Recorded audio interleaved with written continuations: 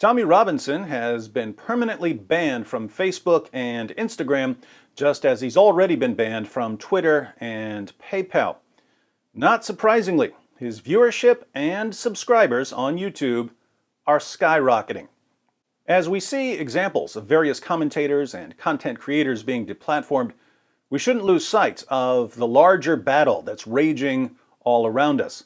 A battle between the establishment media and alternative media. Until very recently, it was incredibly difficult to challenge the establishment media, the BBC, CNN, MSNBC, The Times, The Wall Street Journal, The New York Times, and so on. You could speak at a rally or print leaflets to share your dissent, but since you simply didn't have the reach of the establishment media, your voice would be drowned out in a flood of politically correct propaganda. That all changed with the rise of the internet, and more specifically with blogs, websites, and platforms like YouTube, Facebook, Twitter, and Instagram. Suddenly, you didn't need a $10 million studio or a publishing company to compete with the establishment media. You only needed to win the trust of your readers and listeners and viewers, and you could build a massive following. But something interesting happened. As content creators began successfully challenging the narrative of the establishment media, people's trust in the establishment media plummeted. Readers and viewers then turned to internet personalities whom they felt like they could trust, and that's where they got their daily news. People no longer trusted media empires to tell them the truth, but they did trust a particular blogger or video maker that they'd gotten to know over the internet. As an example, for daily news, I now pay more attention to Tim Pool of Timcast than I do to CNN or Fox News or the New York Times. Why? Well, I've never felt like Tim Pool is trying to manipulate me. I always feel like mainstream media outlets are trying to manipulate me. And some people don't like being manipulated, which is why we turn to people we trust for the daily news. Obviously, if you're part of the establishment media, content creators from the alternative media pose a massive threat. Your readership is dropping. Your viewership is dropping. You're losing advertising revenue. You're downsizing. You look to the future, and it does not look good. You've been exposed. You've become a laughing stock. You're a joke. You're out of a job. Your fortress has been stormed and torn down, brick by egomaniacal brick. It's hard for a bunch of disgruntled narcissists to admit their defeat at the hands of a bunch of bloggers and YouTubers. So what do they do to stop the bleeding from all their exposed arteries? Well, like a wildcat mad with wounds, they lash out. They attack, which does absolutely nothing to fix their real problem, but they've lost so much blood, they're not thinking clearly. The reason the establishment media have declared war on people like Tommy Robinson is not that he's evil or a racist or homophobic. He isn't. Tommy Robinson is a threat to their power.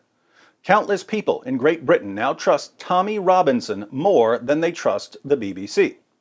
Do you have any idea how much it enrages the arrogant, elitist media corporations that the poor, ignorant masses who should be groveling at their feet, begging for scraps of news, have instead turned against them? Can you imagine what it feels like to be sitting comfortably in your ivory tower, looking down with contempt at the common folk, only to see the common folk turn away from gazing up at you in adoration and instead decide to lift up one of their own, someone they trust? Totally unacceptable. So what do? You use the influence you still have to take back the influence from the man who took it from you. You use all of your remaining influence, all of your remaining resources, all of your remaining energy to attack a man that the people trust more than they trust you. If you can show that he's a racist and a bigot and a homophobe, well, maybe people will stop trusting him and come crawling back to you. How does this work? Well, The BBC has been producing a documentary. The working title is Tommy Takedown. The purpose of the documentary is to expose Tommy Robinson as the evil, deceptive hate monger that he's supposed to be. The only problem is Tommy Robinson, a little 5'6" son of Irish immigrants, outsmarted, outflanked, and outclassed the entire BBC. He secretly recorded interviews and showed that BBC journalists themselves are liars and racists and bigots and homophobes. I kid you not, he put together his own documentary called Panodrama, an expose on the fake news BBC. The link is in the description box. Now observe the chain of events. Tommy exposed the BBC as liars and hypocrites just a few days ago. Yesterday, Tommy was banned from Facebook and Instagram. We know one person who was actively involved in having Tommy deplatformed. His name is Mohammed Shafiq. Yesterday, after Tommy was banned, Shafiq tweeted, "Breaking news, fascist Tommy Robinson has been banned from Facebook and Instagram. Next, we need YouTube to ban Tommy Robinson, the hateful, racist, and Islamophobic videos of his on their platform." And here we have the meeting with Facebook. I can reveal I recently had a meeting with Facebook to discuss Tommy Robinson pages and their impact in brainwashing his supporters to become terrorists and use violence against Muslims.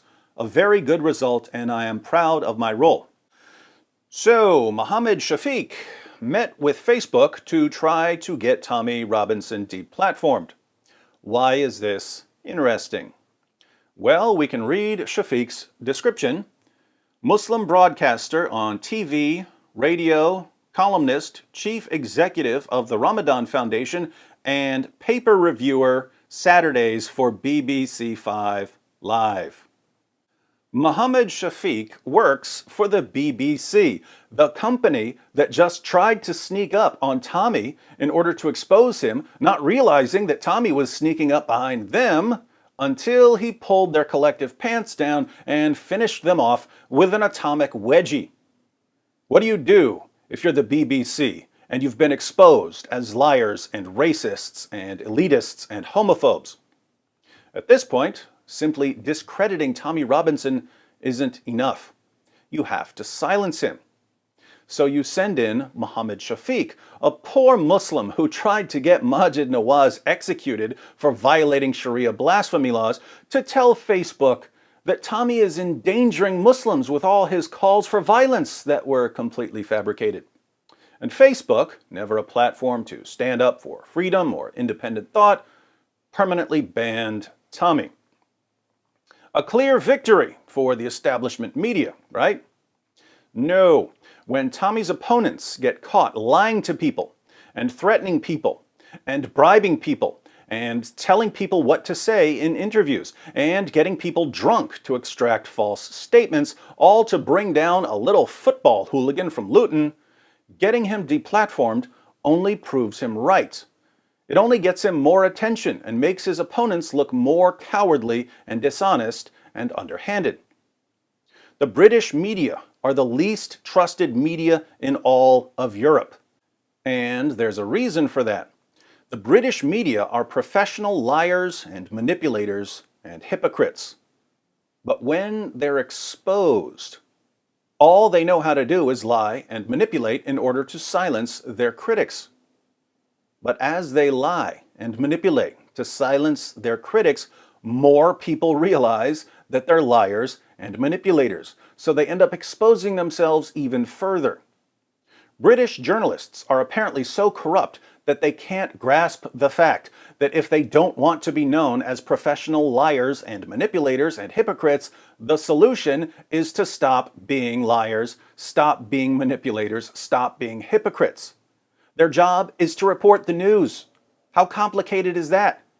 Anyone with an internet connection can do that now, which is why the establishment media are in panic mode. The BBC heaping abuse on Tommy Robinson is like Blockbuster Video heaping abuse on Netflix. The establishment media, like Blockbuster Video, are obsolete. They just don't know it yet. But don't lose heart, BBC, because there's still a place for you in the British Museum.